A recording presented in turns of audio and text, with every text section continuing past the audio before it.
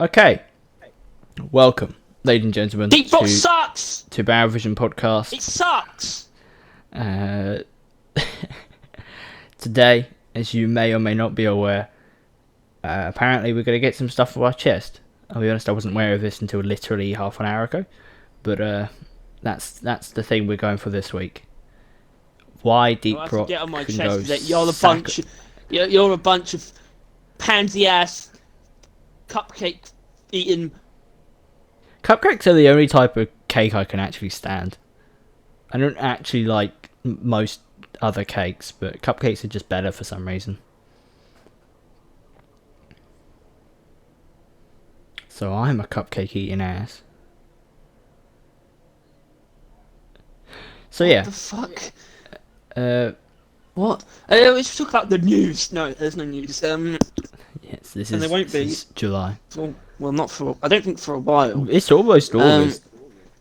Yeah, but we're not going to get news as soon as it turns August. No, but we probably are going to get soon. It could be next. They might stream next week. I don't know. Whatever. I don't care. I'm angry because I'm not actually angry, but it have to be. It's for the bit. For the bit. And the bit is the whole podcast. Yeah. First of all, I shouldn't have to say this. Deep Rock doesn't suck. Disclaimer. But everything has things about it that sucks, and I want to get into that. Now, I've got a list of things. It doesn't include several pages. It's like a quite big topic that I could have written, but I haven't, and we might use it, we might not, and that is literally just things that suck to use, because everything here is outside of like weapons. Probably for the best. Because there's some of those things which just suck, but that's different. That's about balancing, not about things like the game that probably should be better. Like the salt pits. I think this is going to be a spiritual successor to our tier list, and the things that end up at the bottom, I imagine, are going to be on this. Magma Core's at the bottom. What's really wrong with Magma Core? Not much, but it does have earthquakes. Now, this is actually one of the first points, because salt pits is already written there as a joke. But then there's control restricting hazards / enemies, basically. I mean, by which I mean just things that restrict your movement or completely take away your movement as a form of hazard, whether that be a hazard such as a biome feature or an enemy's attack. Such as those things slashers. Are no, not slashers actually. Slashers. Sure, slashers. So that's not. No, I didn't think of those at all. Things that grab you, things that stop. Things that take away control. Slashers don't take away control, they just slow you down. They can be included, but in general, Deep Rock does a decent job at making those things not the worst thing in the world to deal with, but still, getting your control taken away is never fun. And it's sort of, you can argue that it's an incentive to sort of prioritise those targets, and it absolutely is. It works in that sense. It just punishes carelessness. Yeah, but yes, it does.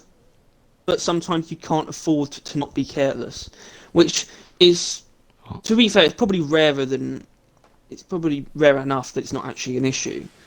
But you can't always get away. Well, yeah. I mean, I think the variety of taking away stuff kind of depends on what it is, because cave leeches, they will prevent you from doing anything and kill you, guaranteed, if no one else intervenes, which is pretty diabolical.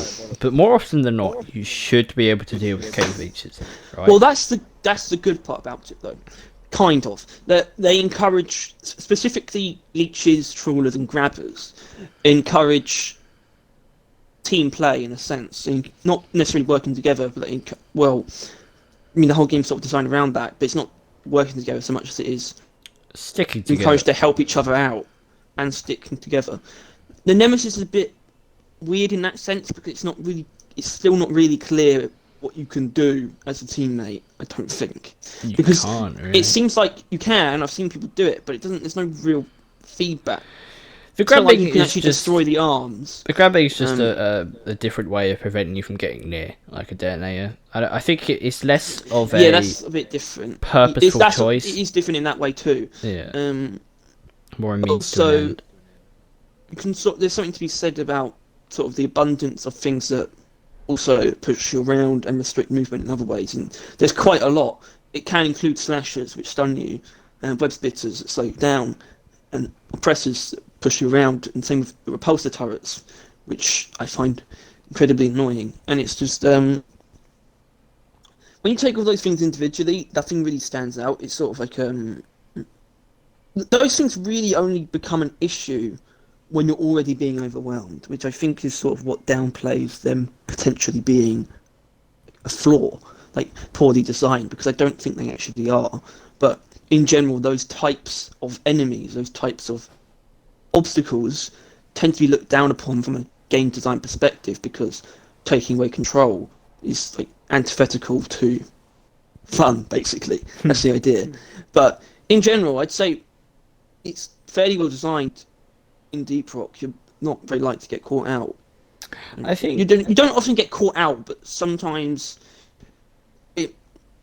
they're sort of the things that cause those scenarios where it feels like there's nothing you can do. You know? Yeah. When you're getting overwhelmed, you're still getting overwhelmed, but it's only those specific enemies that really make things feel like, well, I'm just fucked, don't I? They cause the fucking sometimes. Yeah, I think there is a balance, because the only thing that makes the grabbing, which is the worst form of losing control because you literally can't do anything, balance is because more often than not you're capable of preventing it, right?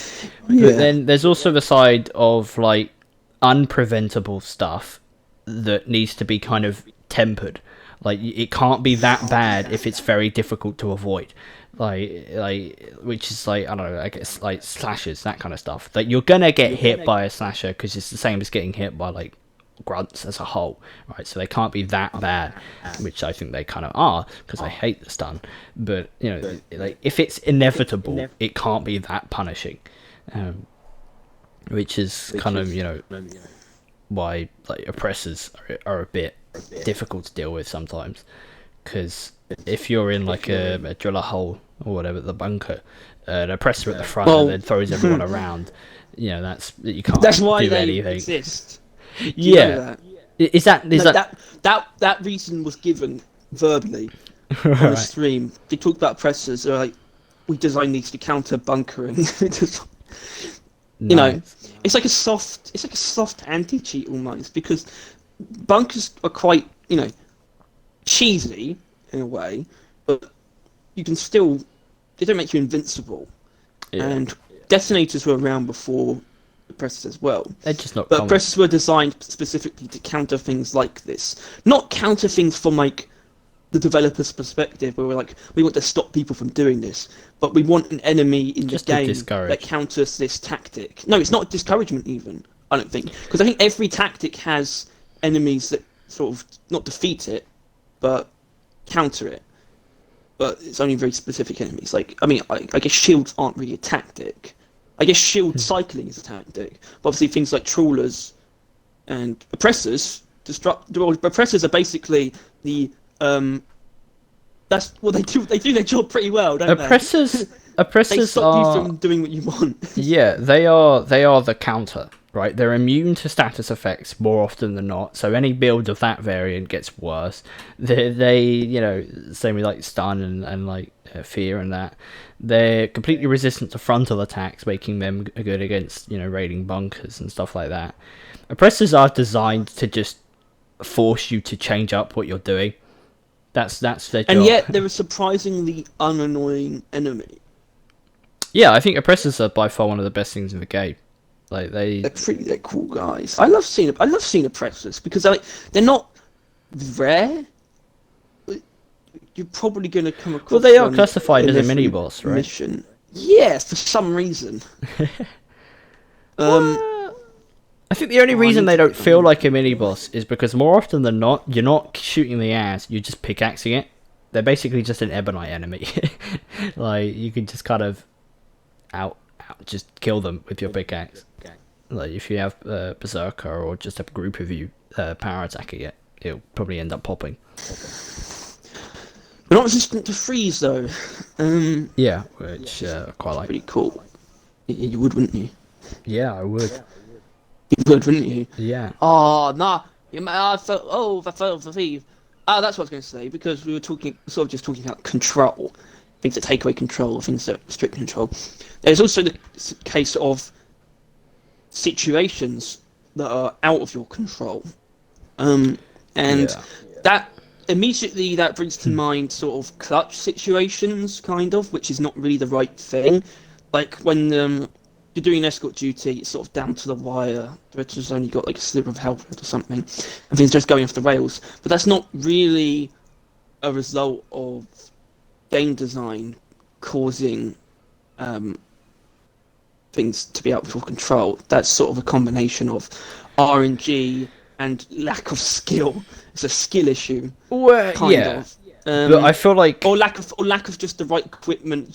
Things just so happen to be just right to sort of get around your builds, and maybe you have sort of certain lapses in judgment. You don't pick out the right enemies at the right times to sort of create the least hazards possible, and things just sort of go off the rails. But I think those situations, more often than not, come from like an honest place, if you know what I mean, where it's like you don't always feel cheated, but you do when you're restricted by other means, such as by the mission, which can apply to escort duty, but I think it applies to salvage op and industrial sabotage much more. Industrial sabotage much more, but salvage op, it's also more kind of the point in that you have two sort of point defense sections back to back. And it can get overwhelming. And I saw someone point out hacking data like pod thing as well. That's the same as the industrial sabotage thing. Yeah. But when it comes to salvage op, I saw someone say something which I thought was really interesting. Was that like the progress? Maybe it just shouldn't. Maybe it should just stop instead of go down. Because that's like one of the only ways to fail a mission without dying.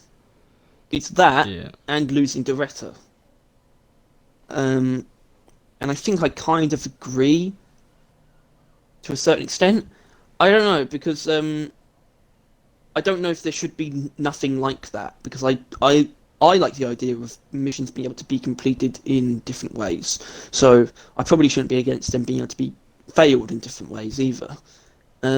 But it's only really two things that do that, and they're quite annoying instances of it too. I think honestly, I'd say Doretta less so. When it comes to losing because Doretta's destroyed, that's very uncommon, and it doesn't. I've never really had that happen, and that caused me to say something like, "Oh, I hate escort duty." I've never really felt that way because Doretta got destroyed. It's usually something else to do with that mission, and we should be careful because I brought up escort duty. And I'm want to do that. I'm frothing at the mouth right now. I mean, well, Doretta dying isn't exactly common, but people dying trying to heal Doretta because she'll die otherwise is. Well, that's because people tend to do it wrong. Problem is, oh no, we're doing it. Well, actually, it's probably a legitimate thing I can point out. Menaces are too strong against Doretta. It doesn't really even matter how far away you are. If you're just away from Doretta at all, as a menace, by the time you get to her, you're probably going to lose a section. It doesn't apply to any other enemies, not even large groups of enemies. For some reason, menaces they fuck her up royally, and it's not like it's out of proportion, really, out of whack. It's not right. I don't think. Oppressors are similar, actually, on escort duties. In my opinion, they're probably an enemy that shouldn't be able to target Doretta, because you can't really stop them unless you kill them, and that's just how oppressors work. But in that sense, it's sort of like it's unfair that you can't stop them from attacking Doretta when they're both a tanky enemy and a tanky enemy that cannot be disrupted in any way. So, unlike menaces which can be disrupted, they can be stunned and feared, and they crawl away, or they dig away. but still, menaces do way too much damage to Doretta. They're just so persistent. And menaces are sort of like the ranged oppressors, in my opinion. They sort of They are the king of the range. They just harass you. They're so persistent. Could They say stop. they're a glyphid. Oh wait, menace. They could say they're glyphid. Yeah. Just found out. Well, predators are categorized as common enemies. They were mini bosses at one point. I wouldn't. I read that, but it's changed, I guess. And then Nemesis is a special enemy. A special enemy. Special. What else is in that category? Don't do that. What else is in that category? It's not a good. It's not a page. It's no page. I can't think of any, because if they have a Special health bar enemies. appear at the top of your screen, they're a boss, right? Like that's Yeah, how the that works. Tritolite deposit. That's my favorite boss. Yeah. Stationary bosses. The game loves it. Well, speaking of things that's out of your control, Tritolite deposits can be trivial. Other machine events such as Curse Light and Ebonite are generally fine, but sometimes, because of RNG, because of RNG generation, because of our Jesus, I would say Jehovah. Things go wrong and it's out of your control. This can apply to something like the enemy's not spawning enough enemies to complete the objective, or the nanite bomb dispenser just being in a ridiculous place, where it's just like this isn't doable. Which, like, the mob can spawning happen. is unbearable, and it has happened. Yeah. And it was horrible because it's not even like it's just boring and sad when you fail because of that. But the Tritolite like bomb dispenser being in a weird place is one of those things where that is only as bad as it is if you're not equipped to deal with it, and you can't know that there's going to be a Tritolite. You It's just very kinda... difficult to be equipped to deal with it though, because even when you have you make a clear path, it seems to be always just far too difficult to play defense. If you know what I mean. I feel like I've never been successfully able to you have someone just take the bombs and throw the bombs, and someone else just defend them. It feels like it never really works. It doesn't really feel like you never actually keep people safe. Yeah. And so, well, I don't mind the idea of the RNG creating scenarios that are out of your control. I think that's cool. I think that aids to Well, that's the game. the variety. Like a nemesis spawning while you're doing an uplink is sort of like, yeah, you probably are fucked, but that's just a side effect of the game's very nature. But I don't think that kind of thing should apply to machine events specifically, because of the grind associated with them and the grind associated with getting overclocks. Machine events should be optimized so that they can be done how they were designed. They were probably designed as if things wouldn't go wrong with the RNG, like creating ledges that cause all the curse light to be dropped down a massive crevice, or just things like that. It's not always that common. Those three tend to be pretty easy, but I think they should be. Realistically, they should always be doable. It should be you fucking up that would cause them to fail, not the game. That applies to machine events, in my opinion, more than... Well, just machine events, really. I think other things you can excuse it to a certain extent. The game can't... The game should be able to fuck you over. It would sort of be a bit boring if it couldn't, but machine events are a different facet.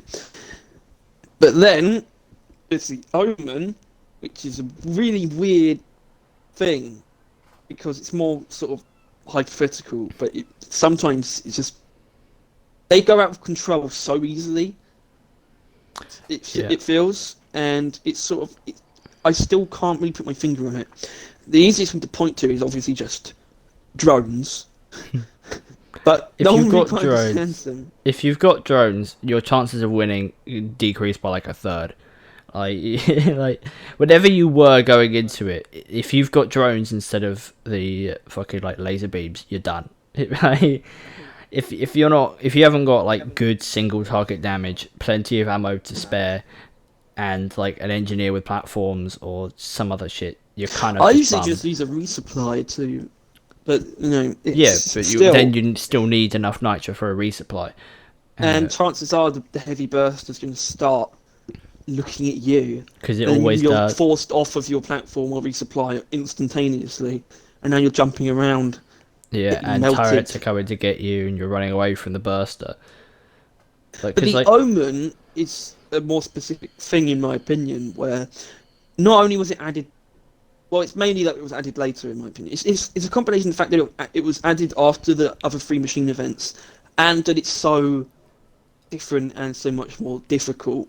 But to me, despite it occupying the same role, as in a method to obtain overclocks, it's on a different level of existence. yeah, It does, to me, the Omen, what it does, it is meant to provide that as a reward.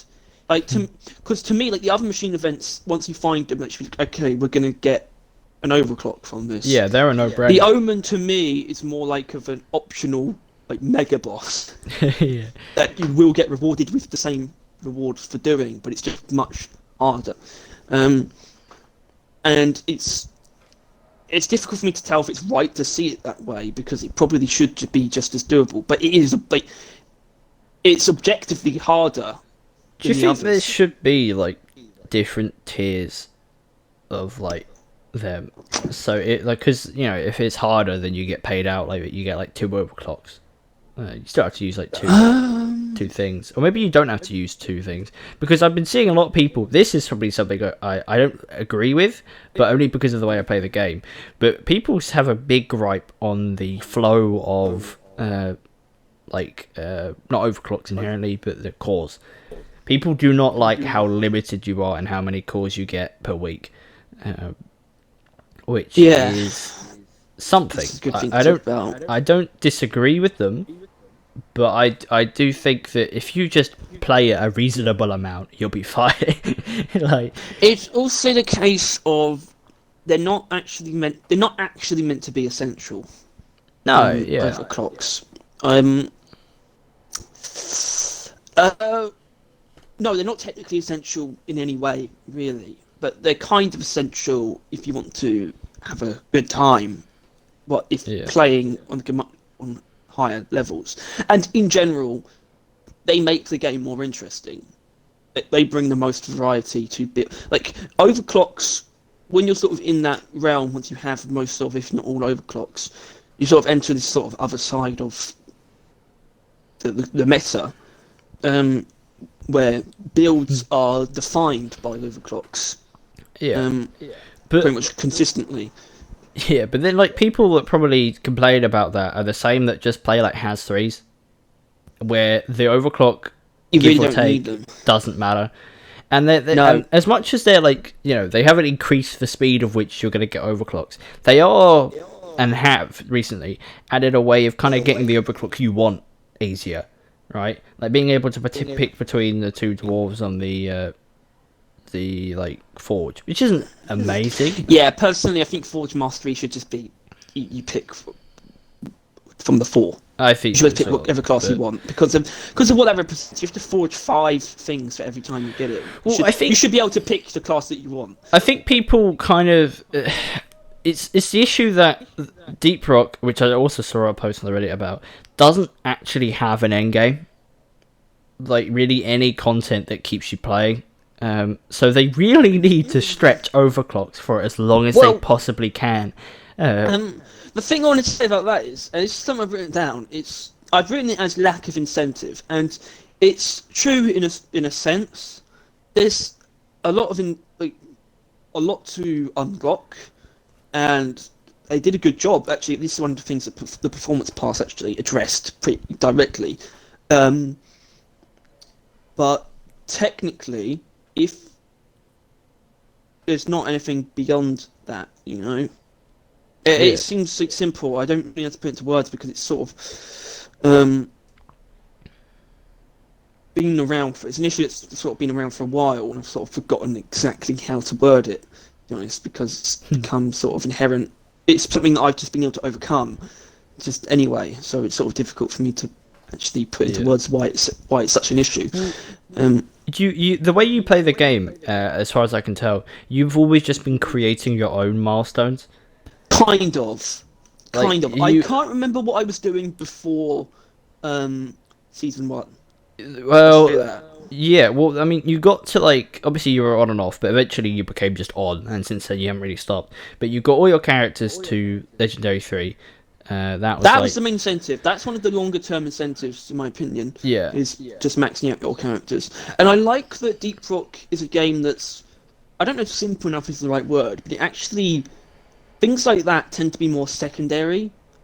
But I almost like it, you can point it out as, oh, it's because it lacks like a campaign, or it lacks like a really obvious end goal that you have to like sort of filter it down to these more trivial goals. But no, I like the fact that something like getting your classes to max level is genuine incentive.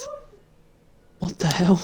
I don't know either. Yeah. I think its looseness is both a strength in that because some games I will enjoy playing the whole way through, but there is an ending.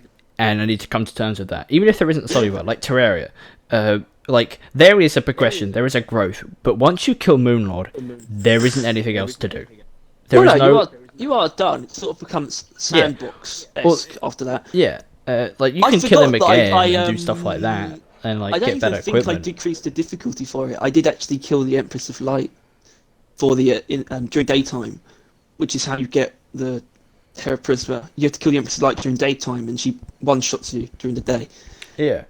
There's higher goals, but it just comes to a point where you can't, but you just shouldn't. There isn't a reason to play more. If you're if you still want to play the game more, just start again. It is a game of progression and a game with a final boss. That means you're done, but you can still play. It's not incentives. It's sort of just like getting the best equipment possible and then just sandboxing it, just like doing events just to see how strong you are. Like, you can play after, but it is very clear that Moonlord is the end. There is obviously it's a wall you can get past, but it is still a very visible end wall, right? Meanwhile, Deep Rock, there isn't any. There's literally start getting overclocks. Like, once you've unlocked the ability to get overclocks, that's it. That's the only wall, and that's like not an ending wall. That's like a beginning wall. I think what would be pretty cool is like a big sort of event type mission that occurs regularly, as in at regular times, but it's not something you can do all the time. Like a Glyphid Queen sort of surfaces, like a Glyphid Queen appears, like one of them like a Dreadnought grows into a queen like once a month or something. Something like that, because it's never going to lose its novelty. Well, it's something like that. In like the Deep Dive Mission Terminal, there's like elite missions. So for that's like an elite elimination. So there's like an advanced Glyphid that you have to kind of work together. I mean, this is kind of I'm not sure what it's like, but for the miners, what's it on like Discord or whatever. Well, I wanted to talk about this actually because we see this complaint about well, actually, do you often actually see complaints about like incentives, like motivation to play?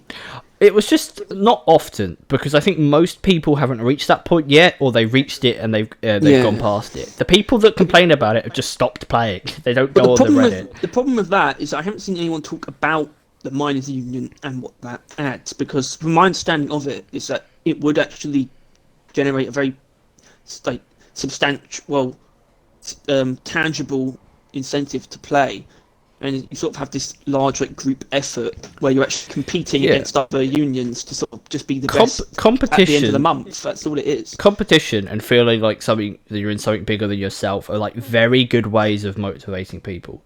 Right? And I think they sort of don't care, because I don't think they actually care about Miners Union, because it happened once where there's something significant happened. I don't know why they actually celebrated it in game, but people don't talk about it enough, and I think that's why they haven't really pushed to actually implement it for the Microsoft version. I think it's also because it's not worth implementing. I think if they want to do something like that, they need to take it a step further, right? Like with this original idea of like an elite game mode. Maybe you have like clans, but like not as big as the miners union, but like a bit more reserved. Maybe you're still like 20 to 10 default ones, right? Or maybe you can start making your own dwarven clans, like stuff like that. That would be pretty cool if you had your own clans and you could build up and like.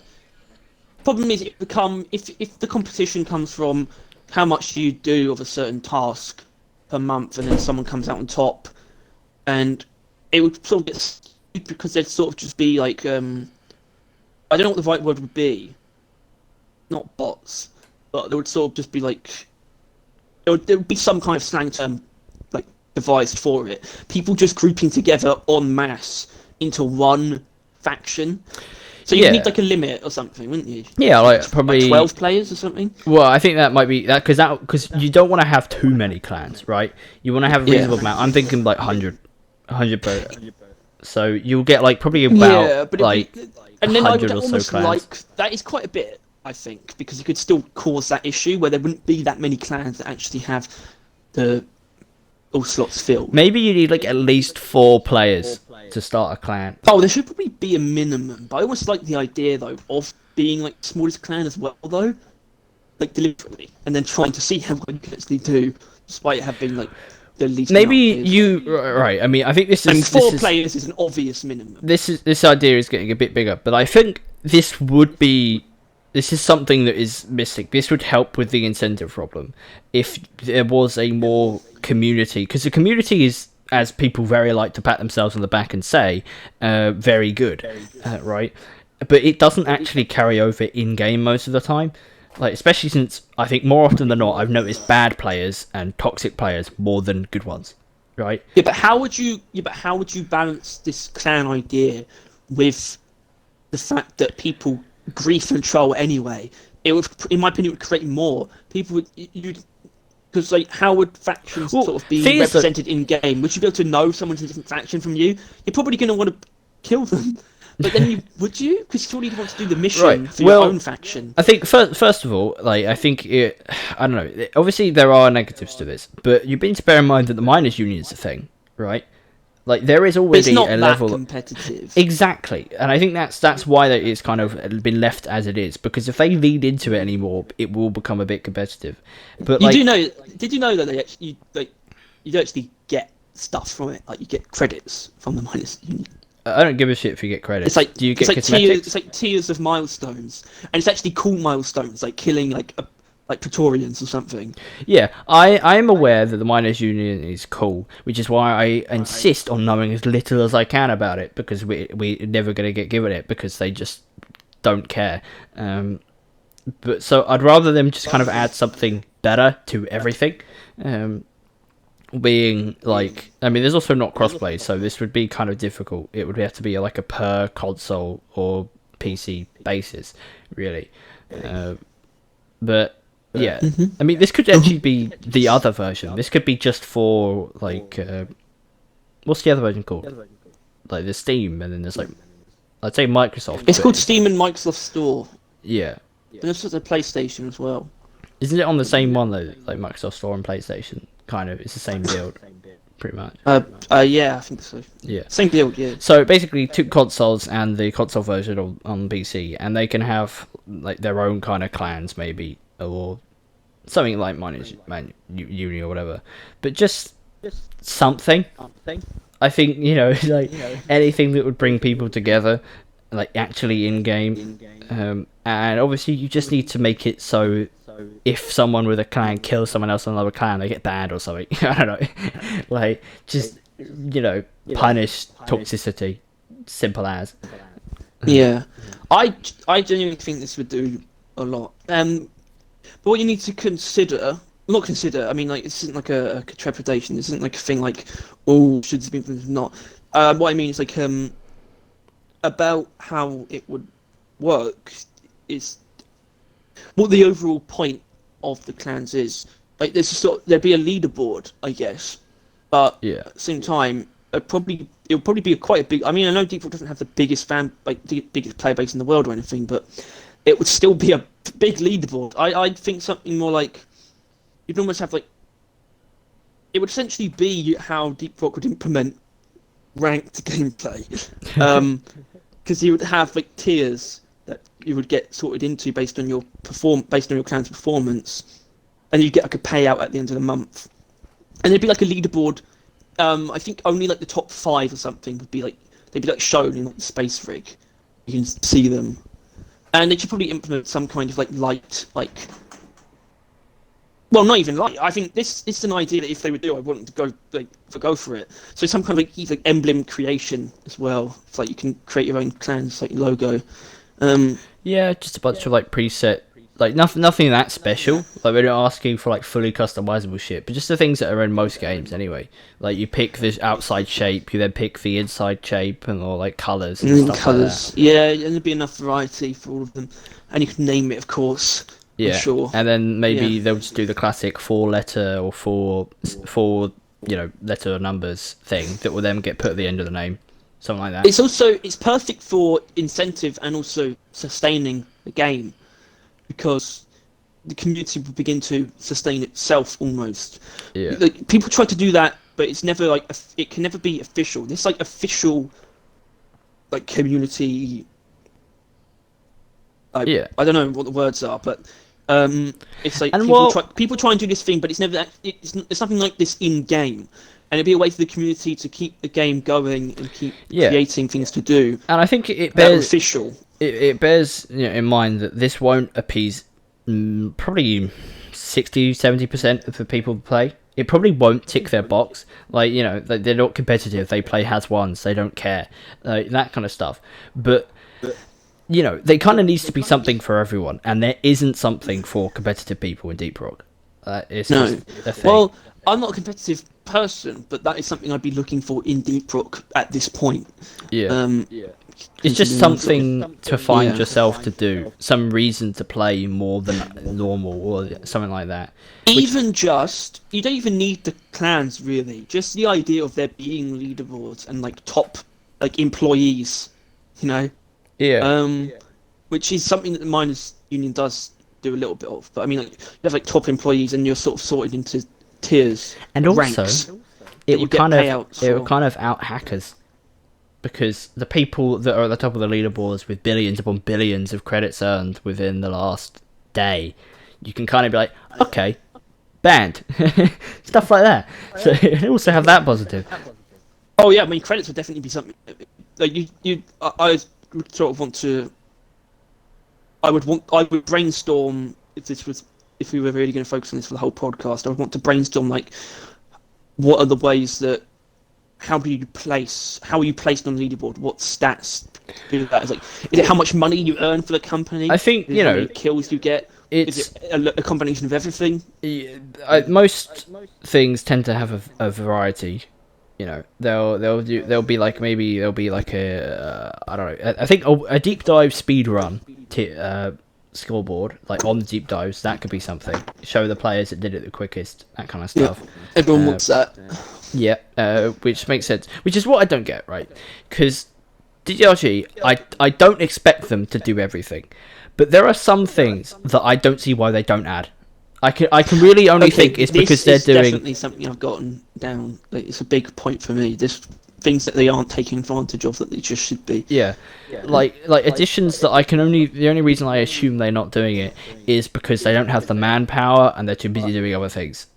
Because I don't see why they shouldn't add more community stuff like that, where you can see other players how well they do and like aim to be the best. Well, my idea in regards to speedrunning, because I think there's legitimate potential there for that, would basically be the PvP in Deep Rock, would be some kind of speedrunning thing.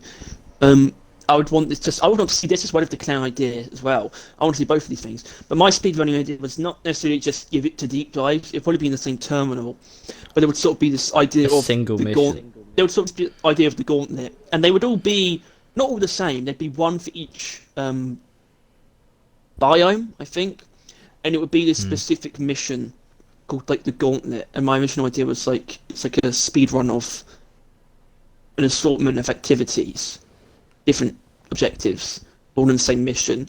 My original idea was like all of the machine events. No, that's kind of shit. Or, I think like all the bosses in like a linear cave or something like that. I think it should be more like it's literally like a single mission.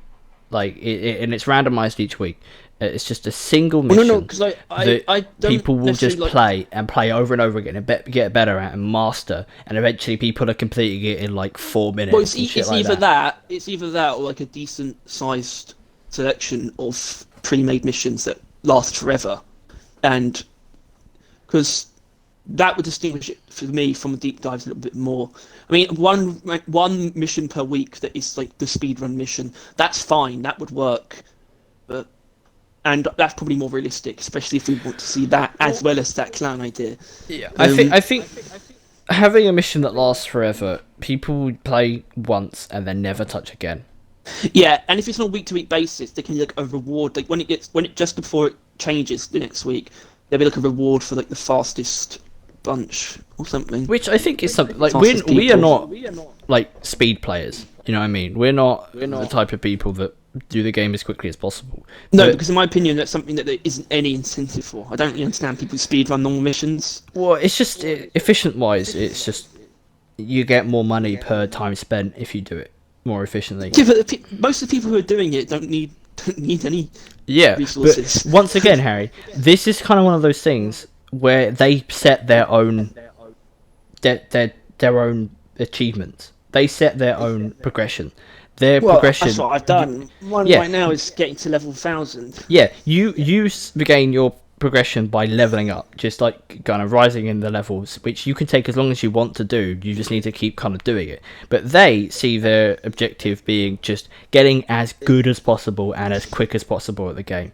Just making every move that they do the most efficient and smooth as possible until they are just a mining machine. Like that is their. I can hear myself very loud. Their like goal to aim for, like, and you do you at the end of the day, but it's just they're not being rewarded for it. You're not being rewarded for leveling up. There was a slight leveling up incentive. There is at like till like what level 200? Where what's the final? Much earlier than that. Is it Scale Brigade at 100? Yeah, and it's also when you get the last title as well. Yeah, so there was a level incentive, but there is not there no more. It just kind of stopped, and there was a progression, a prestige, like dwarf progression incentive until you reached the first one, and then no more. You don't really need any of the other promotions, and it's just they kind of do like a surface base first step in like all the directions, and then they just let you pick which one you want to kind of do. Like which one you want to value. The closest we got to catering to higher level players is Scale Brigade, as it is, and they have reasons for this. Reasons that I understand, but mostly disagree with. The reasoning is sort of like they don't want to cater to what is, truthfully, the minority of players. But at the same time, I think that there's value in catering, because we are the minority, but also people that play the game and care the most.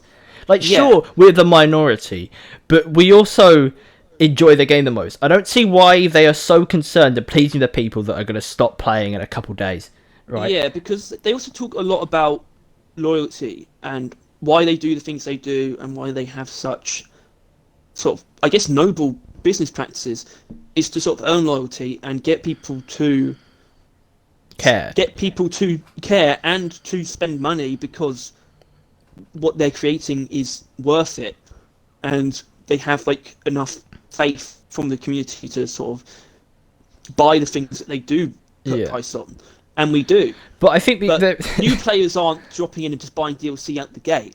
I buy the DLC every time it comes out because they've earned my respect as a player. Yeah. But I think time. That's a kind of mistake that they're currently making. While I agree that and it works, it's fine. I'm so glad they went for the business model of being a respectful company that treats people like openly and interestingly, and just doesn't siphon them for everything they have, right? But I think it's also the issue that they think once they're in the pocket, right? Once we like and care about them, they don't need to add content for us anymore. This isn't as fair to say anymore, to be honest. What have they added recently? No, because you're missing a big thing, and I'll get to it. It would be nice if they did cater, at least in a small part, very specifically to, very high level players. I think they should do at least something, and they haven't really. But at the same time, they have moved away from just catering to new players. That's what the season model is. It treats new and old players equally. Kind of. The ways that it doesn't are sort of more hypothetical. It doesn't because old players are much more... Phase Unite. Spend more time... Or not Phase Unite? What are you talking about? Talking about the Performance Pass. Yeah. And the Cosmetic Tree. That gives you Phase Unite, but you don't need it. You don't want it. Why are you focusing on Phase Unite? I don't give a shit about Phase Unite. Talk about the cosmetics. Exactly. You don't, because you're a high level player. It's an unnecessary thing to gain, right? You don't need it or want it. And which is the case for most minerals as well. As much as it treats them both equally and filters out the cosmetics equally, lower level people do gain significantly more from completing the pass and the cosmetic tree.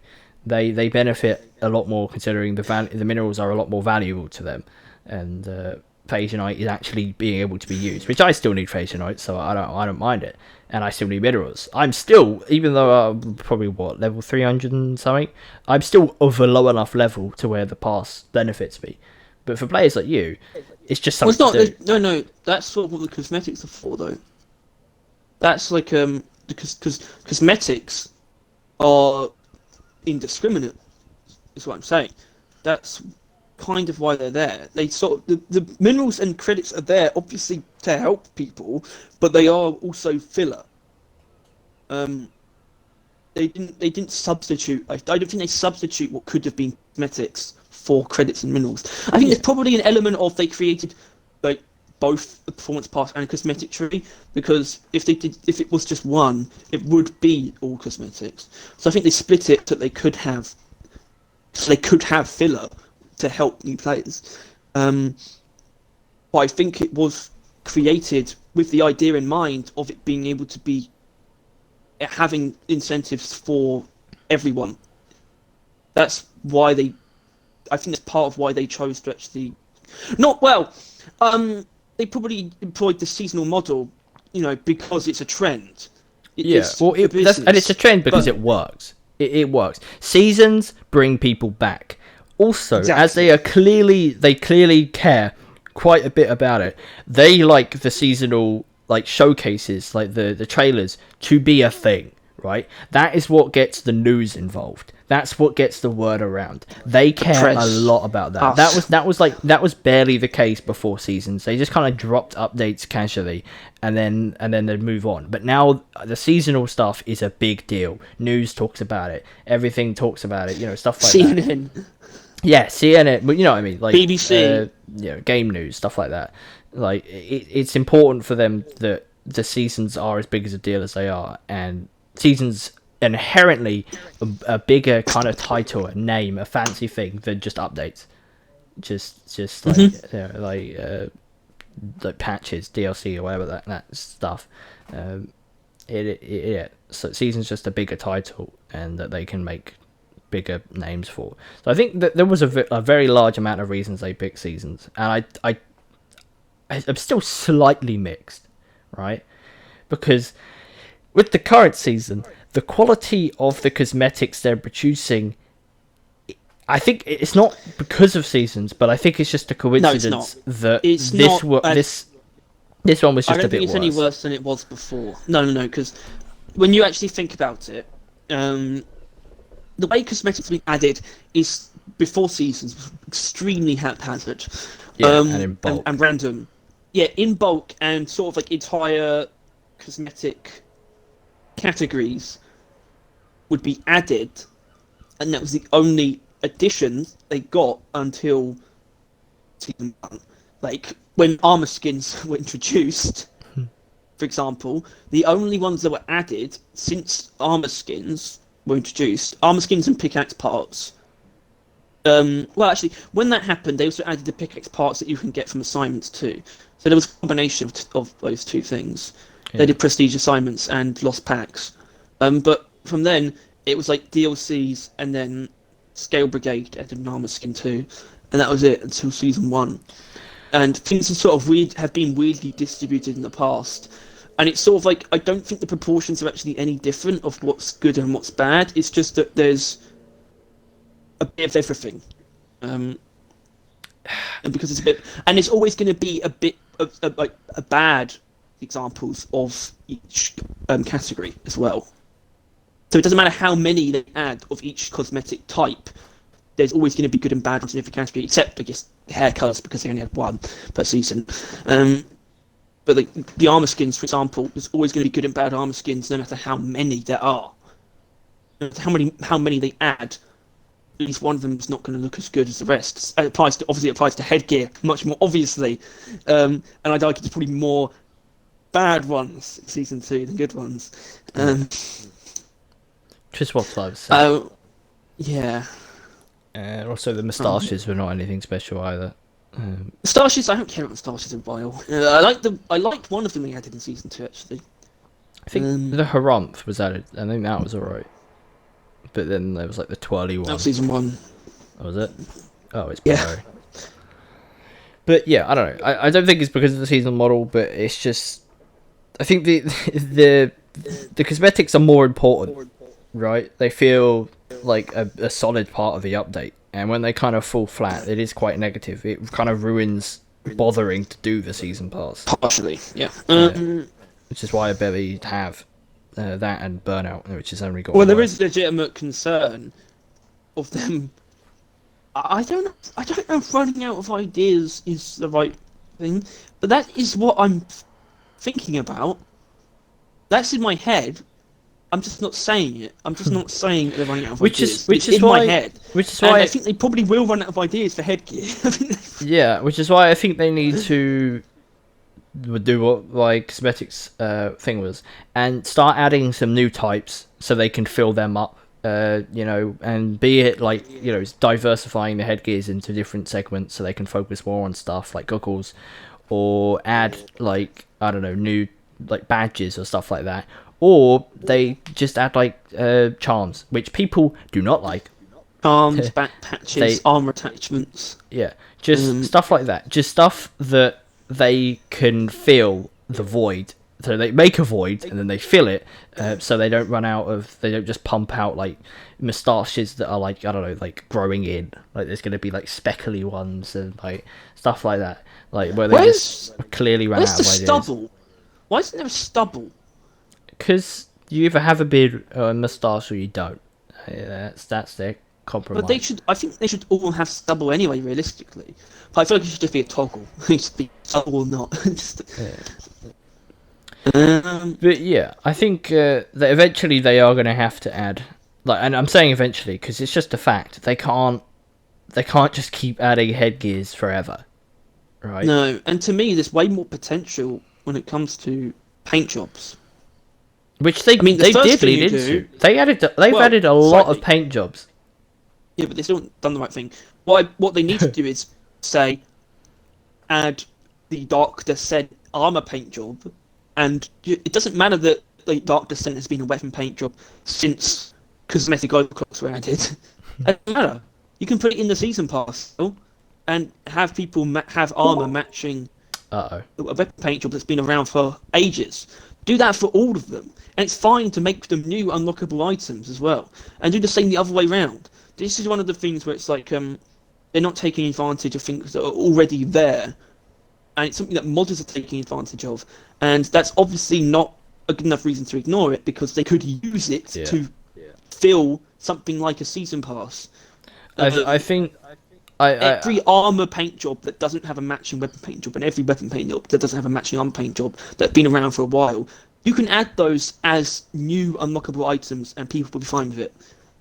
Yeah, and I do worry about mods, in that I fear them getting like kind of not lazy. They're still going to add the content they're going to add, but they I don't want them to ever even once be like, we don't need to add that, the mod has got that. If that ever comes up in a conversation, I think the things that have really been like that so far, they've actually, well, they added something. Either it was the drill anglometer was a mod, but I feel like there's something else. Or definitely the anglometers, but like there is like, I mean, there are some big mods now. Like I wasn't really aware of mods. I know they were like, so they kind of did some funky things, but like there are some mods coming out now that some people with serious, some serious talent has started doing some stuff. Which, and I don't want this to be the case, but the game. It's just the fact that the modders are gonna leave the game in the dust. It's just a fact. If they keep pumping out the kind of size and quantity and quality that they do, the game is just going to become a worse version of itself without the mods. So what I'm going to say about that is, considering that Steam is actually, somehow Steam always manages to have the most players for some reason on every game, but there's like not 3 other player bases, 2 other main player bases, but like 3 other ways of playing. There's PC that isn't Steam, and there's PlayStation and there's Xbox. None of those have mods. Yeah. I don't think they really have a leg to stand on. I don't think they think they have a leg to stand on to just become lazy because of mods. They still have like, at least half of their like audience to cater to with actual content, and even then, even the guys who get mods still want official content. It's never going to change. Even if we all had mods, we'd still want more official updates. So I don't think they're going to pump the brakes because of mods. Are there mods that remove stuff? Have you heard of a mod that has removed the robots? Because I wouldn't be surprised if that was a thing. I think someone asked for it. I think I saw someone asking for one. Yeah, because that is a thing. Like, I imagine there is quite a few people that would be willing to probably pay to have the robots removed. God, which I suppose maybe. I mean, I know we've talked about it before, but that is something why probably the only vocal reason why I've seen people hate Deep Rock, like other than like toxic players that honestly, I bet. The people that post on the Reddit and complain about being kicked, I bet you 10 to 20% of those were definitely in the wrong. 100% in the wrong. And fucking deserved it. I almost guarantee it. Careful. I mean, I don't know why you should be careful. Because it's very difficult to be like... It's very difficult to say, I am just referring to people who are actually in the wrong. And sort of for people to be okay with it, so you've got to be careful. You don't want to just insult everyone, because it's like, just because you say I'm only talking about the people who are actually in the wrong, I think people are still going to feel like you're targeting them. Well, if that's the case, then I think they know that they did it wrong, because I think they don't do it out of, they're not going to like get bad like when they know it. It's just ignorance. Right, they're probably like level 10, 20 that's joined a has 5, and they've double dipped, and they have no idea what they're doing, and they got kicked, and they took it personally, right? And there's not actually that many posts nowadays about them, like stuff like that. Although there is normally someone ranting about something every day. You shouldn't be punished for being ignorant, but you can be told off. Yeah, it works. Which which is a pretty cool thing they added. You know, we can now actually text people in the game. You know, because normally if you're on Xbox, on console, you were kind of left to just hope they figure out that they're doing something wrong, or wait until they get kicked. You can't warn them like, "Hey, cut that shit out." But now you can. Which is pretty cool. Pardon me. Oh dear.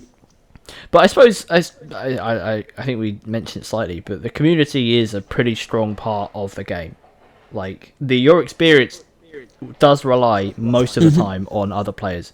Like you kind of don't, because you decided to give up on that and you play solo all the time. But you know, there are people that like just have their lives ruined because just I don't know, a driller threw a C4 and or like stuff I like don't really that. care when that happens. I wouldn't care when that happens. That hasn't happened to me in a while, but That's because you haven't played with me in a while. Because I am one of those drillers. I'll speak it up. I blow people up. I haven't done it as much at the end of the game. I used to do it literally that's all it. the time. Lost your subscribers. Yeah, like, literally, Harry and Tom fucking hated me. Or mainly Tom, actually. You just got used to it. But Hated. yeah, like every time at the end of the mission, I'd get in there first and then just be prepared. But if for like I'm about to detonate a horde, which isn't often because I often forget I have C4s, and like you're kind of in the area of the C4, I'll wait like 2 flashes that the C4 exists, and I'm like, okay, oh well, and then detonate it, and like they're gonna just take the consequence, because at that point it's on you. Even though it isn't, I shouldn't have thrown the C4 in the first place. It's kind of I mean, just that's why. tough. That's why the radius is visualized. Yeah. Is to warn other players. Well, it's just to tell you what you're gonna exactly what you're gonna be blowing up. But I mean, I swear, I kill things outside that radius. It's really just to warn other people. I really do, and I guess yourself. But yeah, it is to warn, because I mean the Griffins don't need to be warned. You know, it's not for them. Yeah, they do. Like, well, they do a very bad You job kill of them. avoiding it. Like the like, and then people like to Well, they say the can't see, scouts a can lot. they? People like to say that he blows up scouts, but to be honest with you, I killed Harry a lot more than I killed Tom. Tom grapples away very often. Harry really doesn't have much to do. Pod.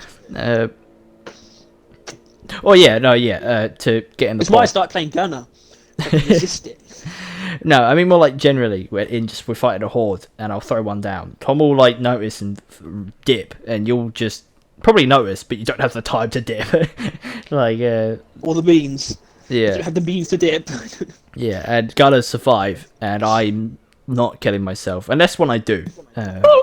Sometimes if I get overrun, I'm like fuck it, and then detonate myself. And sometimes Tom is nearby when I do that, and it gets him as well. I want the default paint job from the Builder's Choice framework as an armor paint job. Well, see, that's another thing. That's a mod, obviously, where you can use the default paint jobs from frameworks as paint jobs, not just the default. So you can have them on any other framework. So you can see what like the fourth relic would look like with neon band on it, basically. Just like, I want to do that. I want to do that. Let me do that. No.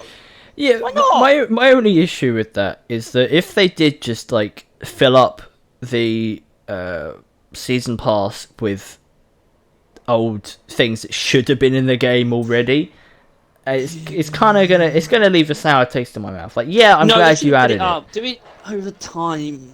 Do it over time. Add a couple of those every season. 2 or 3 of those things. Do it. Oh, I really want my Beyond the Circuit armor paint job. I mean, it's really important to me. My Jungle Raid armor paint job. Yeah. Is there anything else on your list of things you hate? Yeah. Oh god. Yeah. So, I said, well, you know, I've been talking about cosmetics through the lens of things, you know, where they haven't taken advantage of already in the game. This applies on the gameplay level as well, where it sort of annoys me that they haven't implemented variety where it can so easily be implemented. With, for example, well, the main example is secondary objectives, which is something that they have made unnecessarily rigid, in my opinion.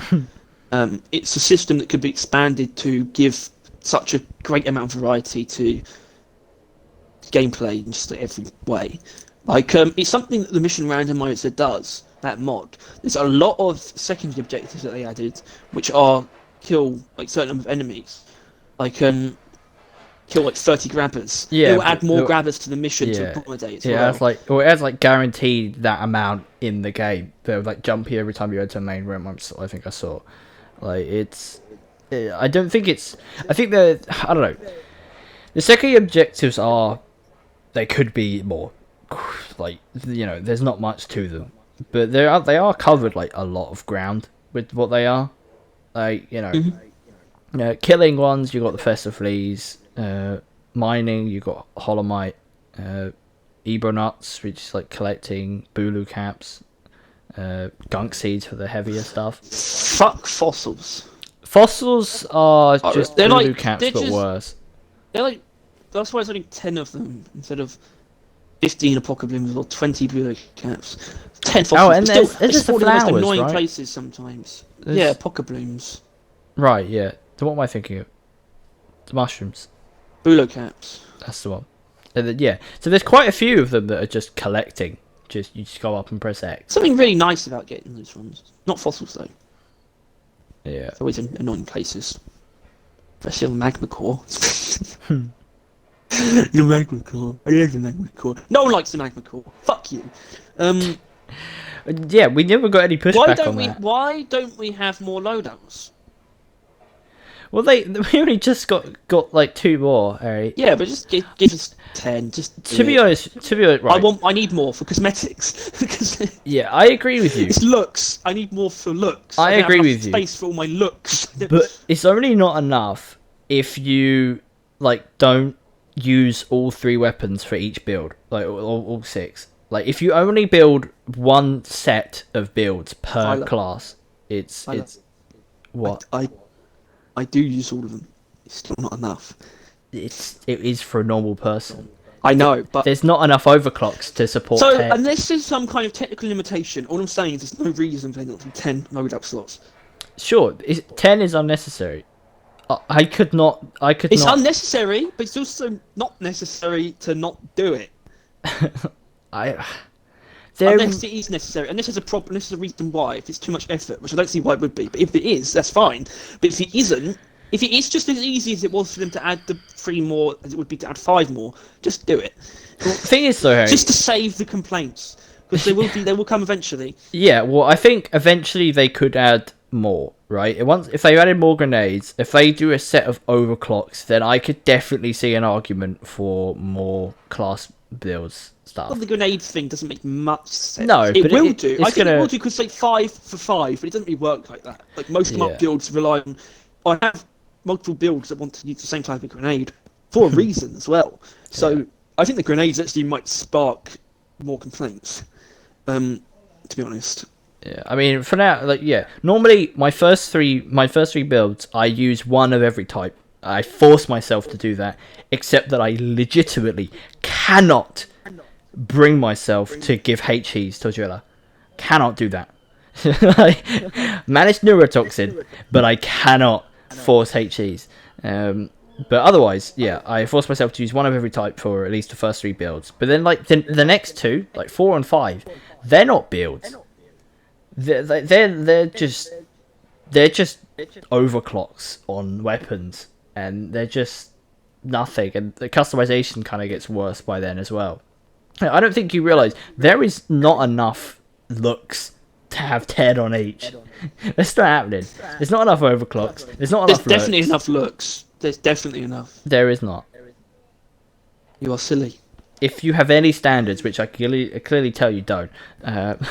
Tyler, I need at least 6 slots, right? Yeah, because you've got to use every black-looking color scheme, which is just all you do. What? That and gold and brown. You don't know Wait, that's me shit. as well. What? Ignore what you're looking at. Shh. I realize we Looking at- both actually use what's it called? Scale Brigade skin color on both of our main not iconic, but the ones that looks we've chosen to define us.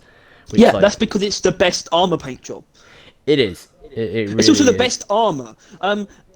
Oh, well, actually, I like the engineer one a fair bit. I've come around to it. Gunner's Scale Brigade is the best armor set in the game, and that is a fact.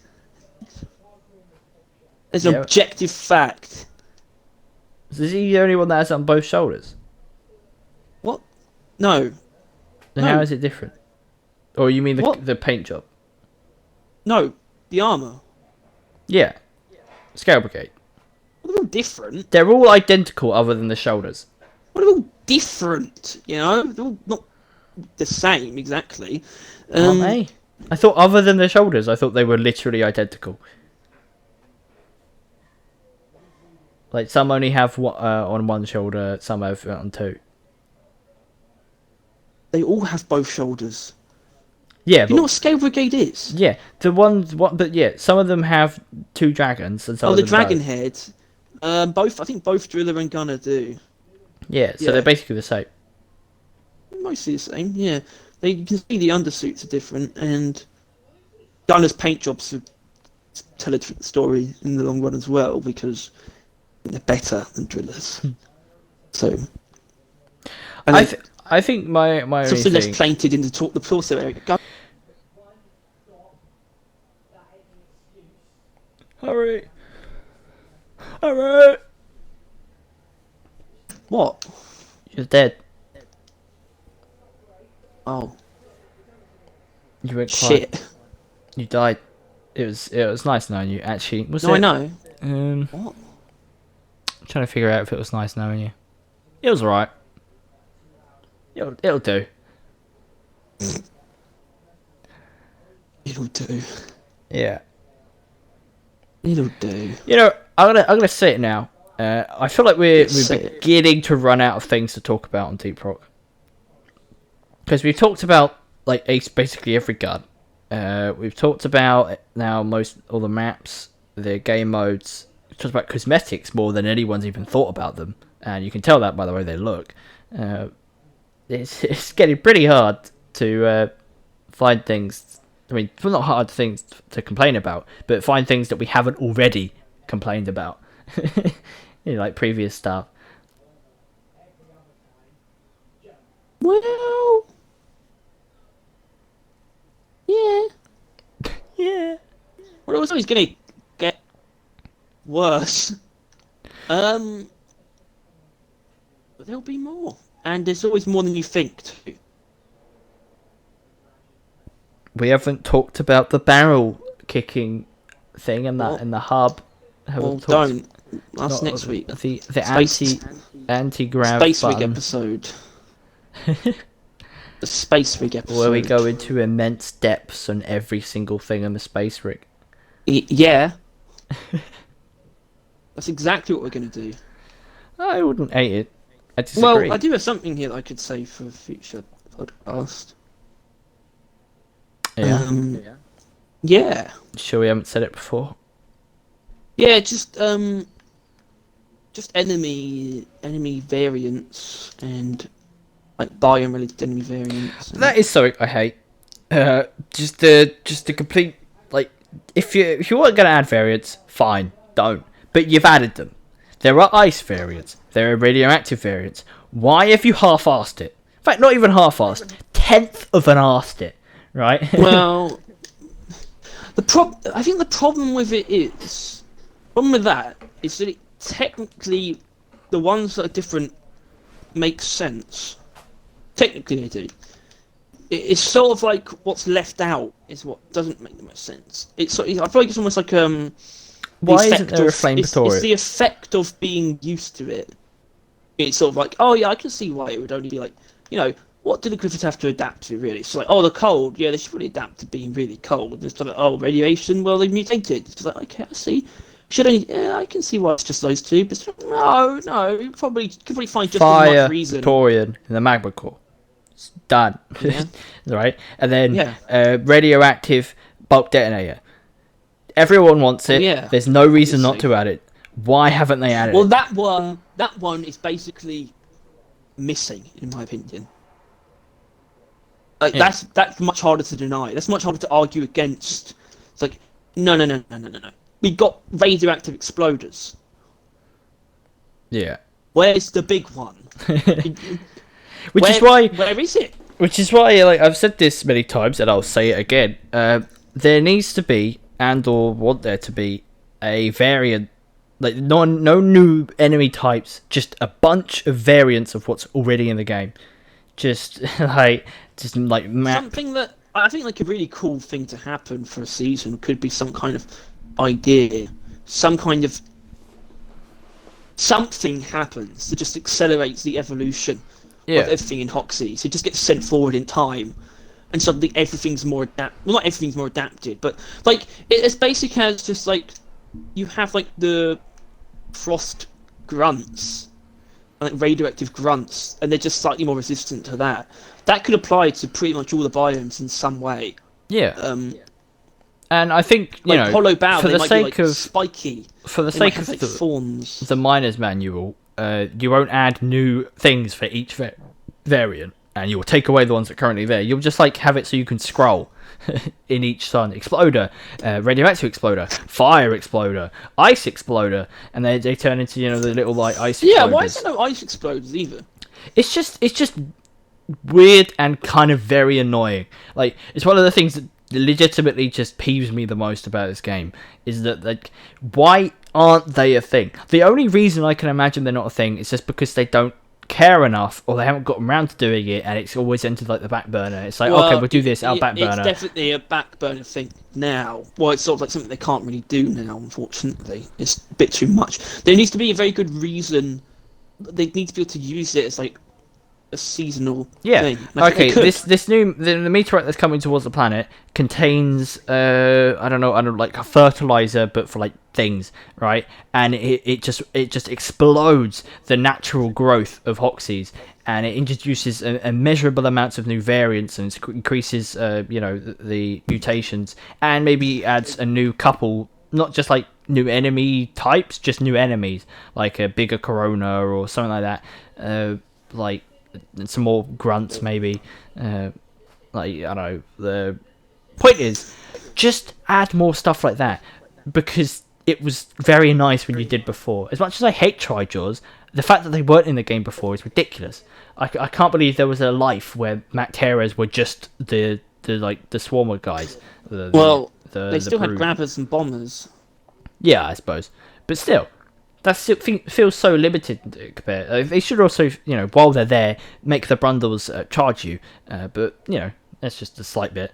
But yeah, just I don't know. Why shouldn't they just kind of feel everything? Because as we mentioned, the biomes really don't matter most of the time.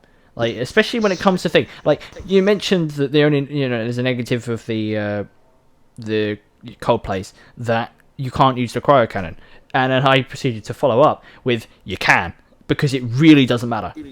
They're slightly immune to cold, but it doesn't change much. And I think that's fine. You should be able to use everything on every map. But I think every map that has an element that can be represented should be resistant to it. They're fire on the magma core, radiation with the electric zone, I assume that's already a thing. Cold with the cold ones. Trying to think of more. Poison for the bogs. Fungus bogs. Yeah. Don't actually that many. Electricity for the crystalline. That counts. Yes. I also think they should lead into that more in the crystalline to make it more interesting. I think it's just a slight... The meteorite should just revamp and kind of improve the biomes. If we don't get a new one, I think they should just lift everything that's currently in the game up. You know what? It's actually a really cool sort of idea of how they can actually do very highly themed content, but still have it essentially be the same kind of updates they used to do. Some kind of event that causes large changes across all the Hoxies. But it's still represented by this particular event occurring. Yeah. It's oh wow, that's nice. Yeah, and this maybe they might not do it this season, but I do think meteorite is just as... I mean, we don't know what the meteorite is. It could be a straight up stone one that's going to unlock a new biome, or it could be like a spaceship. It's not really a case of saying we don't know what the meteorite is. We don't know what the object is at all. It is an unknown, so it really could be literally everything. Or anything rather. Everything. Point is, we have no idea what's coming next, which is why we're so hyped for it. But it's also going to be disappointing when it isn't the anything it could be. You know what I mean? They are going to have to whittle the anything down to something, and I think it's going to disappoint someone, right? Well, but I think they got to kind of unlikely. It's always I find it highly unlikely that it's going to turn out that way, because we've got 2 seasons of robots so far. People will be happy. There's still mysteries surrounding them. There's still unknowns. We don't know where they came from. We don't really know what they are. There's still speculation to be had. There's always been speculation, even things that we know about. Yeah. Just because we know what the object is doesn't mean that any speculation is going to stop. Its origins will still be up in arms. I have no doubt. So I think they could do with that. Like each season to just like maybe, like, obviously the lore implications are light. They have been, right? They're like, oh, there's robots, but we don't know where they're coming from. They're invading Hoxie's. We don't know why. That kind of stuff. And they could. They don't have to give us all the answers, but they could. You know what I mean? But like slowly, like, okay, we've like kind of in the back burner of like they could be like, oh, a meteorite's attacked us, but we've also tracked down the rivals thing. So they could just like kind of back burner the main plot if the actual event isn't that relevant. You know what I mean? Like they could do whatever the hell they want, and I feel like that unlimited potential could be squandered. And I that's just my only fear at this point. That the game plateaus in it adds new content, then gets rid of the content, then adds new content and gets rid of the content, and then it just adds mediocre cosmetics, and then that's it. And it adds like a couple grenades. That's what annoys me about Season 2, is that Season 2 was kind of... yeah, you know what I'm going to say. Season 2 was kind of them stalling. It was. They still... Well, not stalling in the sense of... I think they believed in what they were doing, and it turned out well. They created a really good selection of weapons and added some really nice gameplay elements. But it was stalling in the sense that they still hadn't figured out exactly how the season model was going to work, and that's something that does annoy me about it. And Season 3 is as important as it is, because they made it apparent when they did the patches. They were like, even like on launch of Season 1, they were like, we don't know what we're doing with this content. Come season end. And they still didn't. Yeah. Like Season 2, which is why it was... Yeah. Well, it's kind of recycling. It's just the way it is. Why Season 3... Which is why... It's good that we know these things will become clear in some sense, because we know that there's not going to be robots again. Yeah. So we know it's not continuing the same thread, or at least not... Directly. Exactly the same. Not directly, in any case, so... But, like, I kind of lost it. I think one of the things we are going to learn... sooner rather than later. How big your balls are. They're tiny. Sooner rather than later is actually what they're doing with the robots. I think we're going to learn that before we really learn about what Season 3 is going to be about, because they have no reason to hold it off. Because that's not going to be a big feature of Season 3.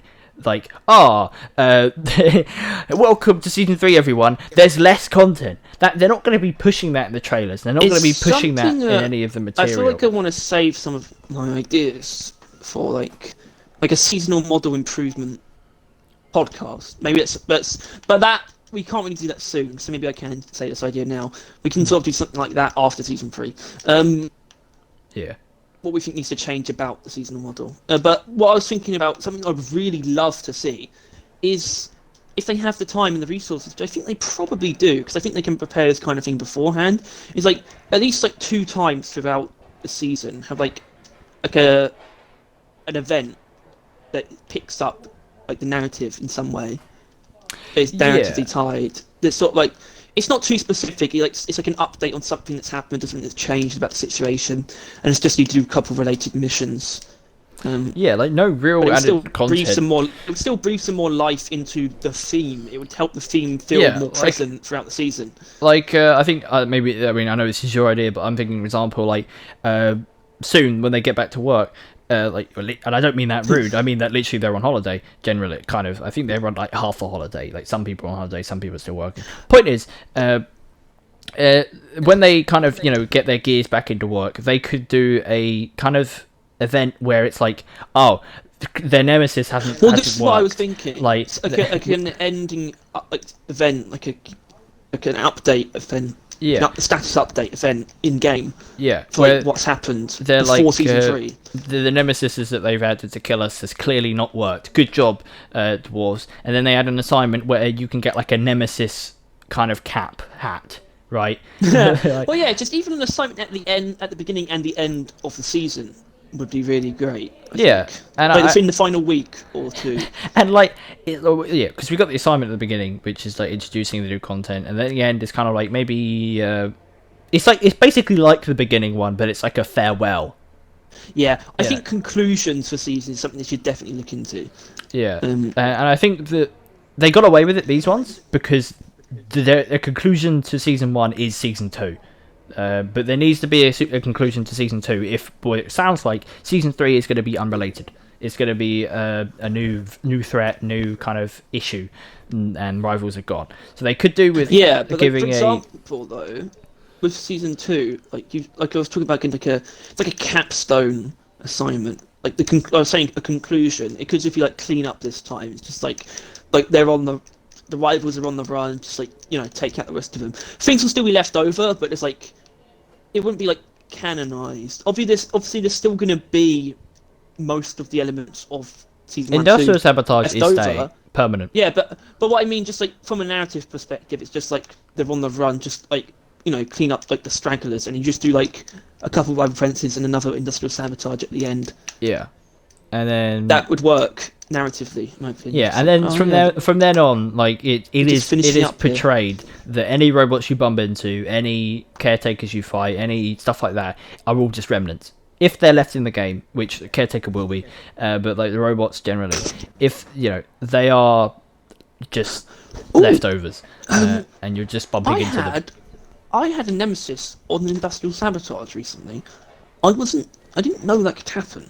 I wasn't sure, but it didn't spawn. I don't think. I think it was there from the beginning, so I could see it when I opened the map. But industrial sabotage kind of has the rival presence warning on it by default.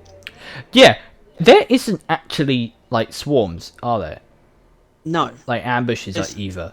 Oh no, there are. Are there glyphid ambushes? Bugs. Yeah.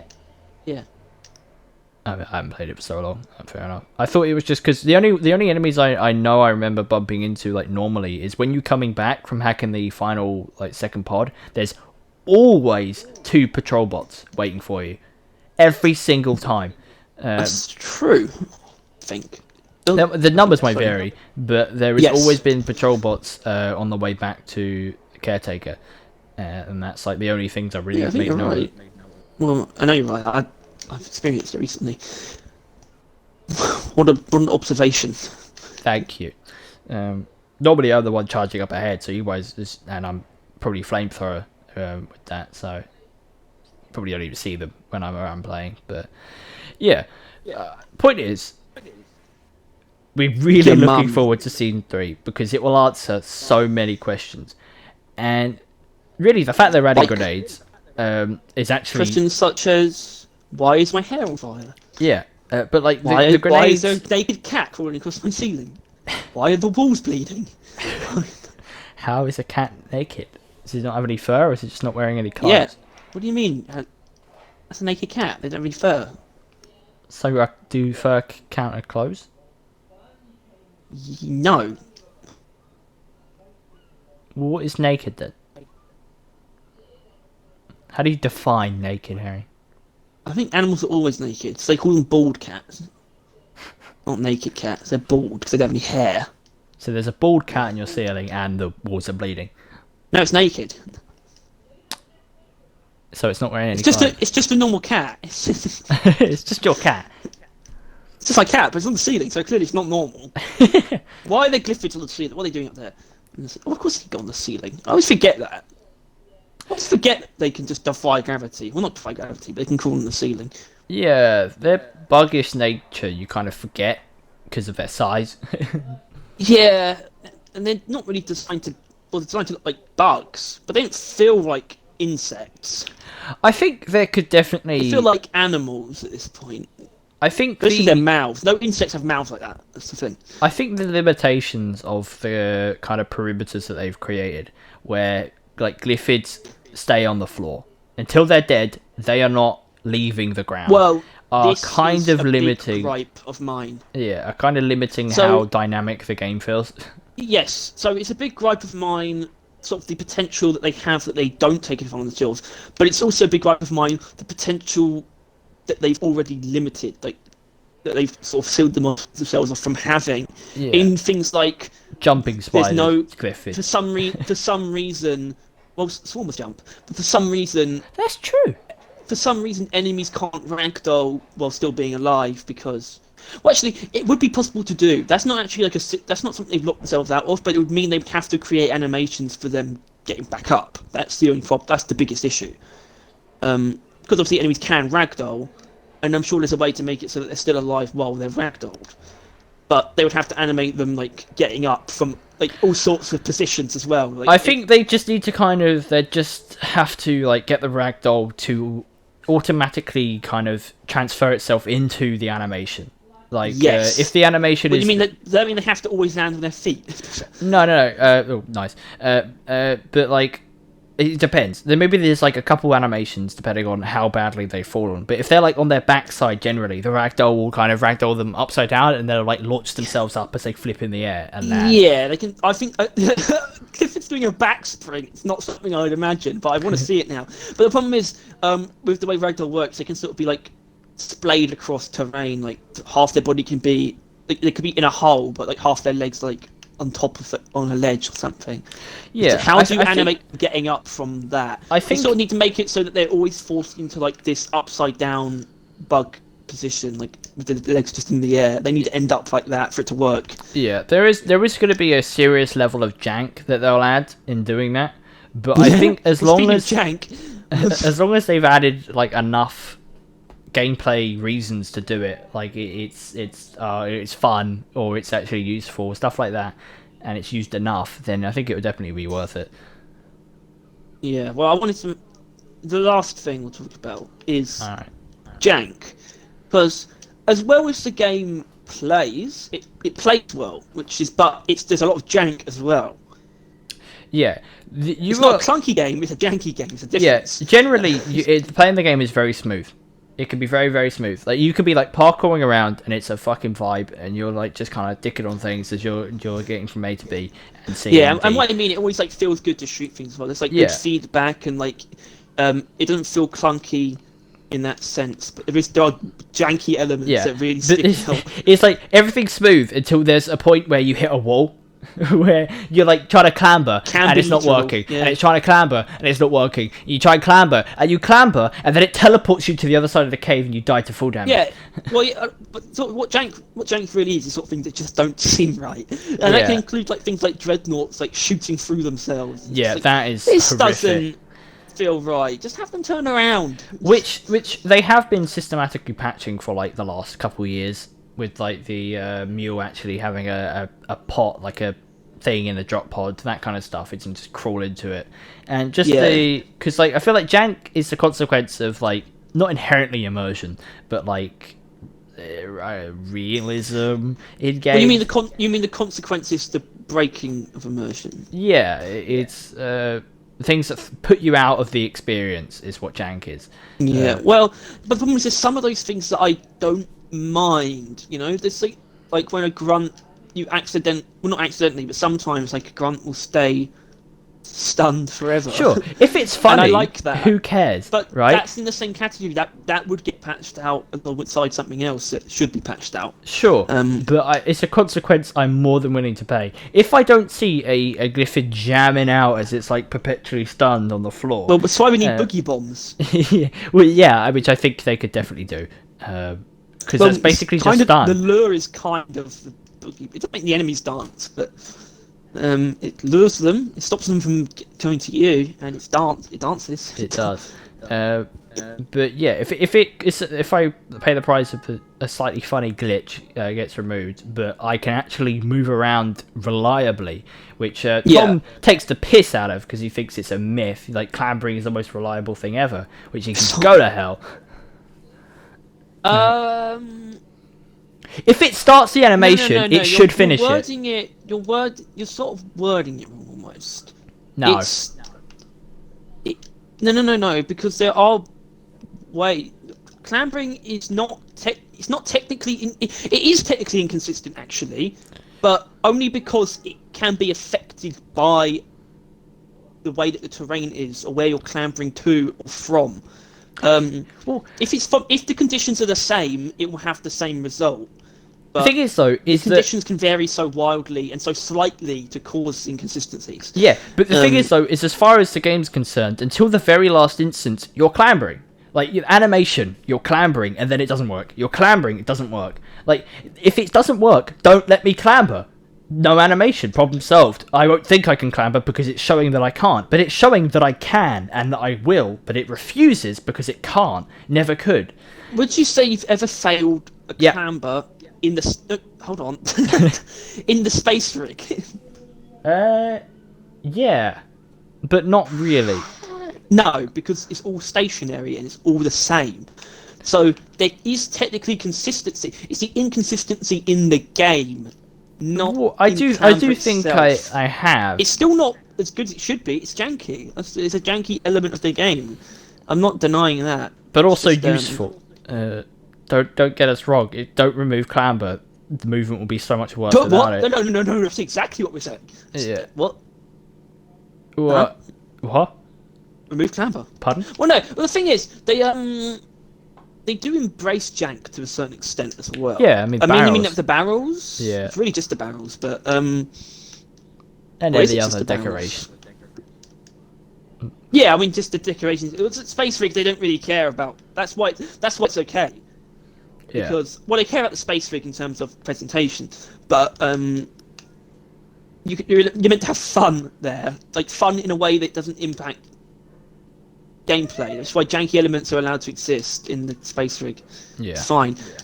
Although I'd say the barrel hoop is janky in an annoying way because of the barrels, like they bounce around the edge sometimes. Yeah, it's annoying and dangerous. But it's also just a mini game. The only problem with it is that it's tied to an achievement, so it should be consistent. But still, whatever. I'm never gonna get that achievement. I got it a while ago. Yeah, I'm not. What's the one that I still don't have? Oh, still 3 I don't have. But I think they're all hidden, so you won't know. Yeah. Yeah. Well, that sucks. But yeah, I think that about wraps up the very loosely connected rants, with the only connection being that they're all negative.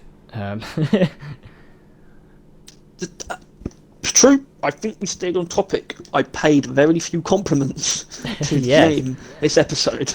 I even actively insulted some of the stuffs, like, you know. But yeah, I think to clarify, just in case, we don't hate the game. It's still better than like 99%. That sounds really like that still sounds like you don't like it when you say it like that. Well, I haven't played it. Hate the game. Well, it's still. I think it's game. You know, there's lots of flaws, but it's still better than like 99% of other games. In the way the game company interacts with its community, interacts with the game, the way it makes money, and the actual just kind of leading into the absurdity yet fun that it provides. Like, you know, it's a bunch of dwarves fighting space insects, and they take it so seriously yet so not seriously at the same time, and it leads to just a fun product. No, the right word is, so sometimes things don't take themselves seriously, and I don't usually like that when things are just like completely carefree. Things can be silly but taken seriously, and it's called sincerity. They're just sincere. They don't like hold back. The game is silly, but you can enjoy it properly. It's not like Nothing Matters. I don't like movies, for example, where nothing matters, but I don't hate movies just because they have to be silly. You know. Yeah, like action comedies ride a pretty thin line of that. I don't like actual action comedies. One Punch Man is an action comedy. Just for animated. Yeah, still an action comedy. Well, yeah, no, but One Punch Man is very sincere. It's very silly, but it still takes its elements seriously in the world. Yeah, except the main character. The characters, well, yeah, but it's good. But it's also a satire. What are you talking about? Deep Rock's not satire. It's a very lovely game. It's got no undertones. It's got no themes. What are you talking about? It does. We should talk about the themes. We have, but I mean, like, dedicated. Write it down so we don't forget. Because last podcast, apparently, I came up with something and we don't remember what it is, and I don't remember when podcast it was, so it's lost to time. Plus 16. The themes of Deep Rock.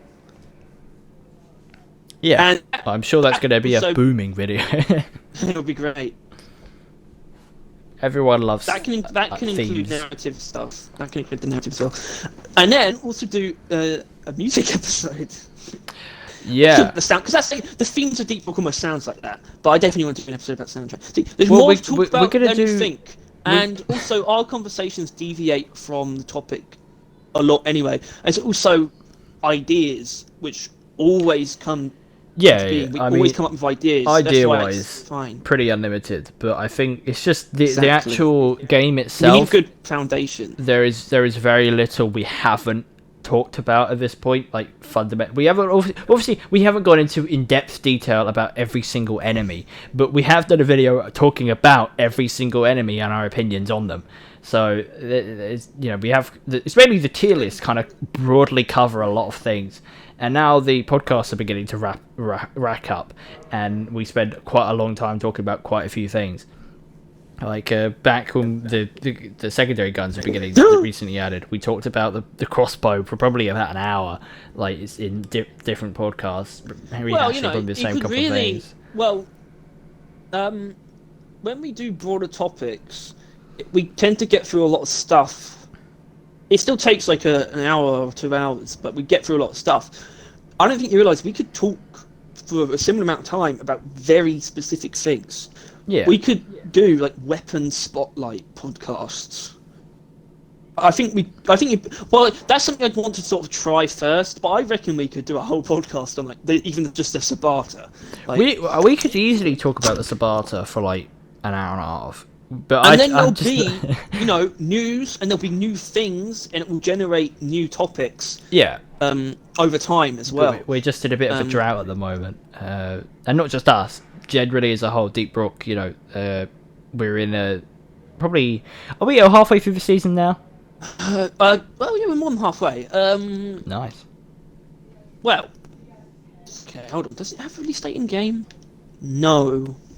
I suppose on the final topic of the things we don't like, I do wish they were aimed for shorter seasons with a bit less content. Just same. If only just for our channel, so we have things to talk about. But also, like I don't know, I prefer having a more constant stream of content. Season 2 came out April 28th, so it's about the same date, same day of the month, in July. So it's been 3 months. So that should be over 3 months. half. Jesus. I think I'm only just about past to the parts. I'm gonna have to play more. I mean, I don't know. I think we'll. I mean, obviously, I guess we'll talk about it now because this really is the end. The streaming situation on all that, and it's difficult. First of all, we basically cancelled the Monday mix-up stuff, the playing different games, because it wasn't received well, and that's mostly the reason. It's all your fault. Yeah. You didn't watch it. Well, I mean, obviously, kidding. Fine, you come in for Deep Rock. Yeah, which is more than fair because that's all we mostly provide. And it's all really we could talk about for this vlog as well. Other than something, which I want to prod the waters with because I know it's possible. Bethesda-related things, like Elder Scrolls and Fallout and probably Starfield when it comes out. I want to talk about that because I know I'm going to play it. Bethesda Vision. Yeah. Only problem is we're not going to do more than one podcast a week. But if we really can't come up with something for Deep Rock, we might just end up doing a different podcast. And yeah, that's another thing. I think I need to. So Barrel Vision's name isn't inherently Deep Rock related. It is partially, but like more loosely, indirectly. So, but Barrel Vision, the Barrel Vision podcast to me is Deep Rock. So, yeah, realistically, if we were to do something else, it would still be in place of one of these, but it would be called something else. But also probably not Bethesda Vision, probably not Bethesda specific either. I don't know. Double Barrel podcast. Double Barrel podcast. Yeah. That wasn't like I sort of started saying that a little bit after you said like slight delay, but that's what I was thinking. Yeah. Well, I was about to say it anyway. And the Wednesday streams we probably will continue doing. The double warnings because I do need to play the game and we do want Yeah, to put Wednesday. out a video. Yes. It's just that we didn't do the well, no, I think so. tomorrow because of the mystery box thing, we wanted to try our hand at doing gameplay video. Yeah, but it needs to be much shorter for that to work. A reasonable sized video for our reasonable viewers. And then the streams can be as long as we want. Yeah. But we don't stream too often. We're sticking to we did kind of fail at the beginning of the week. The same kind of videos like normal, about the podcast Thursdays thingy beginning of the week. Oh yeah, this schedule isn't going to change. Yeah. I don't think. No. It could, but for now it's not. Yeah. We're just experimenting with videos in between, and if we even should have them, stuff like that. You know what? We will. Yeah. We'll have something. I do need a reason to play Deep Rock, so we're doing something at some point. But what that will be is still up for decision. But that's a little update on our channel at the end of today's BattleVision podcast. I hope you have across the astral plane. What's going on? I hope you've come out of this hating Deep Rock just as much as we do. Just as much as we do, because we fucking hate it. Yeah, it is actually the worst thing ever.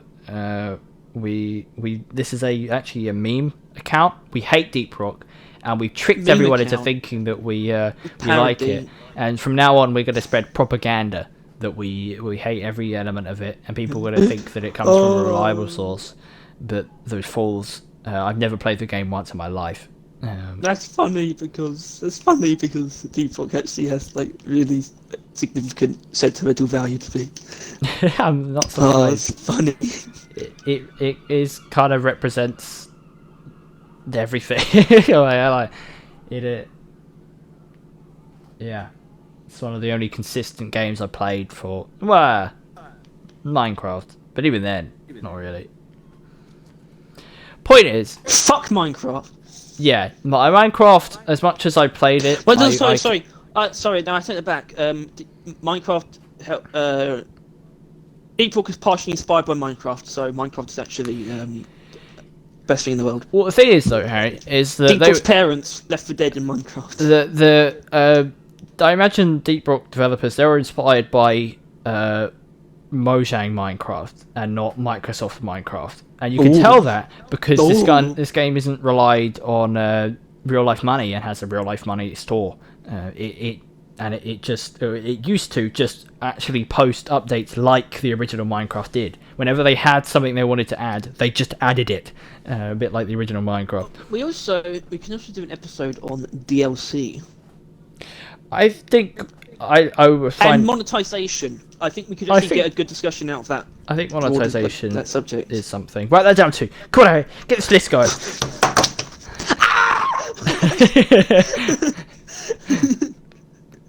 Alright, Harry's dead again. It was so knowing him. I need to put this at the back because I'm sort of like in my notepad. It's like it goes in order of the podcast. So it's like I'm on podcast 16 now, so I can't write down podcast 17 right below it. I need to just have at the back a list of ideas. That works. Right. Yeah.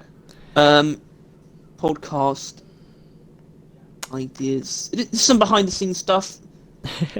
And while we're there, I mentioned in the last video, and it's probably still the case, but Escort Duty video is kind of not being... I moved on from that. I'm more leaning on new game mode monetization. Like for a new game mode pitch, which I'm really fond of. And if that falls through, like I just don't finish it in time because it's bigger than I thought it would be, which is very likely, then we'll do a Deep Rock music tier list. I think that's our next tier list that we're going to do. Yeah, we can't do it this week. No? No, it's not enough time. 4? You need to listen to them all first. Yeah, no, I'm playing. No, the music one we'd have to listen to all of the tracks beforehand. I suppose on their own. No, we have to. There's no. We can't really do a good. We can't really do it well. Good. I intend to play snippets of it in the video. Yeah, but that's not gonna be enough you need to hear the full track. Then I'll play the full track. The video is going to be as long as the track in the video, plus us talking. The video just snippets, but I mean, in terms of preparation, we'd have to listen to every single track and have an opinion beforehand. It really won't work. I mean, we probably heard all the tracks multiple times just in the back of our heads, like playing the game. Well, I know what to say about certain ones. Just Yeah. Well, apparently not. Then we'll see. As usual, future is unpredictable, and I think that is us. Because it hasn't happened yet. We can predict history quite easily, though.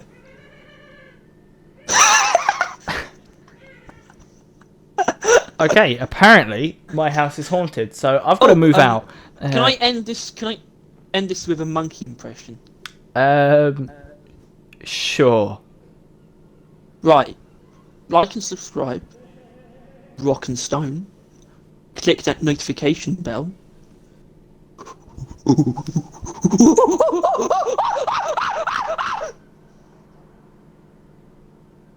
Happy? Stop.